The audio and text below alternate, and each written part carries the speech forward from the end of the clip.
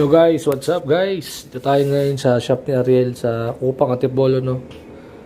Yan, palit tayo ng 54 block tsaka piston, no? So set na siya, kasama na yung piston ring tsaka dalawang gasket. So yung dalawang gasket na yun is, yung isang gasket is dun kinakabit sa may likod ng block, kumbaga tawag na bore.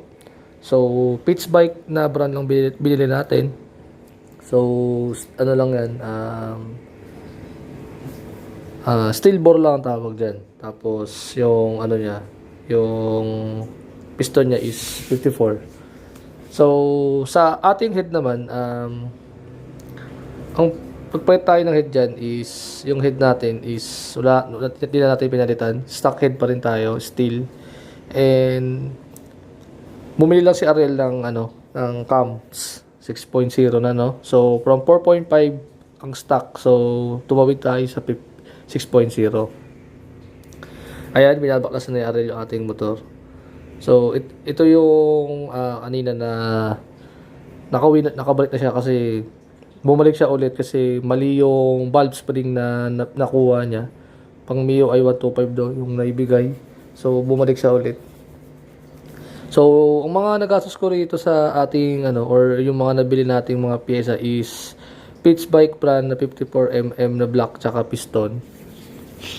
Kasama yung dalawang gasket tsaka piston ring. Pangalawa, yung Jetings na Racing Monkey, NCY na tawag dito valve spring. Yon, tsaka cams na Racing Monkey na 6.0. Yon. Yun lang yung mga natin, yung mga nakabit natin. So, dahil medyo na ako kay Ariel, tiwala na ako kay Ariel sa paggawa ng motor, wala nang problema yon. So, yung ating mga pinaglumang pyesa is nandyan sa bahay namin. So, nasa box na lang siya, tapos tago ko lang siya. If ever na bala ko ulit mag-stock ulit sa susunod, hindi natin alam, nandyan lang siya. Kasi kanina kasi na-check din natin yung ating barbula, medyo madumi na konti.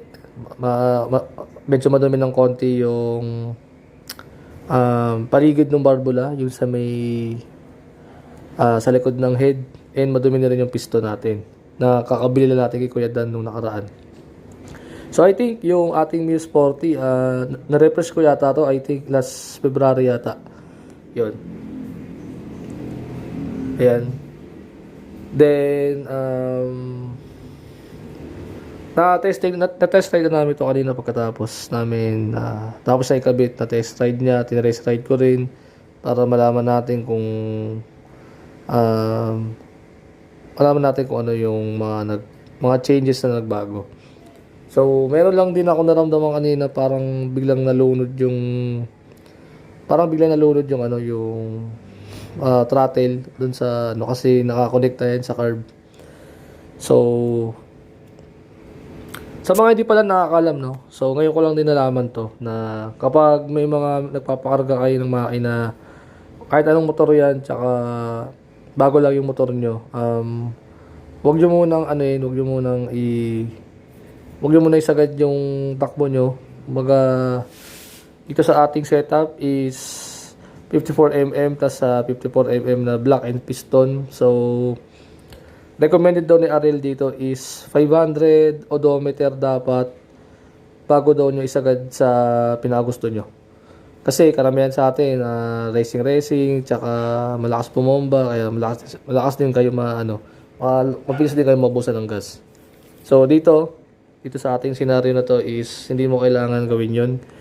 Once na bago pa yung isang bagay, or bago pa yung block and piston nyo, kabibili nyo lang, make sure na sundin nyo yung pinapayo ng mga mekaniko.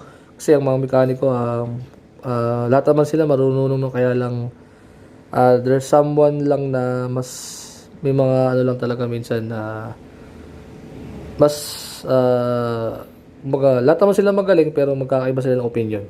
So, kaya Ariel kasi is kumbaga para sa akin, na siya asang-asana kasi siya sa talent pagdating sa mga scooter. So, susundin ko yung sinabi niya na once na ano kasi yung ating takbo ng motor natin is ano ngayon, 52,433 kanina. So, dahil umuwi na ako dito kanina sa bahay, so takbo lang ng motor ko is 40 lang. So, ang mangyari nito, I always lang na pag nagmotor ako, 40 lang yung top speed natin kasi baka daw maano daw yung ano, pangit daw kasi pag kabago-bagong kabit tapos parang ibobomba mo kagad. So, kailangan muna kasing maano yung piston dun sa tawag dito sa bore, cylinder, yun. Kumbaga parang hintayin nyo munang ma-break in na kasi dahil automatic yung ating motor, so continuous na yung paggalaw ng piston dun sa loob ng bore. So, ang recommended RL is 500. So, 52,433 kanina. So, sabi ko sa kanya is almost, ano naman din, konti lamang pagitan. So, 52,433 odometer. So, plus 500. So, magiging ano na lang siya. 52,933. So, konti na lang tatakbo nun. Mag-53,000 na yung ating takbo. So, yung takbo natin is 53,000 do. So doon na tayo pwedeng mag top speed. Pero bago mangyari 'yon, mag-change oil tayo nun. So yun pa rin gagamitin nating langis motor pa rin. Or kung anong gusto ni Ariel na langis para sa motor is pwede naman nating subukan. So gamit kong langis ngayon is yung yung Motul na 800 ml. Ayun. Ayan, inaano na ni Ariel yung ating motor. Pinapalo-palo niya na yung bagong gasket. So, yung gasket na yan is sa kanila galing yan. Kasi, yung gasket na kasama dun sa pitch bike is hindi niya kinabit. Kasi, baka hindi yata ganun ka ganda. So, yun na kinabit niya. So, dyan, kinakabitan niya guys yung ating piston ring. Ayan, para ma-assemble na, no. So, grabe. Umalis ako sa bahay kanya ng mga bandang Umalis ako sa bahay kayo ng mga 9 something, no? Tapos nakauwi tayo sa bahay ng alas 6. So, matagal-tagal din. Kasi may mga iba pa siyang customer doon. Ayan. So, yan yung ano niya. Ayan na.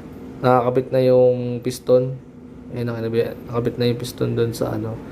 So, anyway, pag bumili pala kayo ng block na kasama yung piston, may kasama ng washer yan. Yung washer na yan yung parang pinapasok doon sa gilid ng piston. Ayan. So, ganun din. Ganun din yung sa ganun din yung sa stock natin, nandiyan pa. So, sa mga milik magkarga ng Mio dyan, mga Mio Sporty users pa rin, no? Still, our Mio Sporty is the best. Still the best pa rin talaga. So, gusto magkarga dyan is make sure na itago nyo na lang yung mga pyesa nyo, sayang kasi stock is good, mas tibay pa rin ng stock kahit anong mangyari. Ayan ating yan yung ating chain guide, no? bagong bago yan dahil naputol na yung ating isa dahil matagal na rin. So awa ng Diyos, wala namang naging problema. Ayan, pinapasok na ni Ariel yung ating block. Di ba? Ayan, tapos diyan naman kinakabit na niya yung ating ayan, nakakabit na niya yung rocker arm. Ayan. Yung ating spark plug is 350 yan, yung in GK galing kala Kuya Dance. So, kala Kuya Dance pala, meron tayong hinihintay tayo ng bagong kasi may na-order pa raw, and yung footboard, dalawa na lang yun, tapos na ating motor. And lastly, yung gulong, yun na, okay na yung ating motor, wala na magiging problema dyan. Kaha, tsaka footboard, tapos yung ating gulong sa likod, all goods na yun. So ayun lang. So ayan nakakabit na ating kinakabit na niya yung ating head, So, kapag katapos daw ng break-in is kailangan ko na muna pumunta doon sa shop nila para maano ko daw yung ating silipin daw niya yung lapat ng ating gasket. Kaya kung baka next rest day ko pupuntahan ko yan. Pupunta ako sa kanila ulit. Ayan si Ariel. Oh. Ayan, nagharap siya ng sponsor daw. Yan. So guys, maraming salamat guys. Subscribe to my YouTube channel for another video.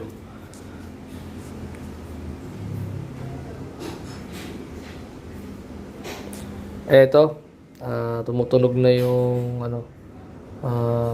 kinakabitan niya bago niya buksan yung makina Ayan.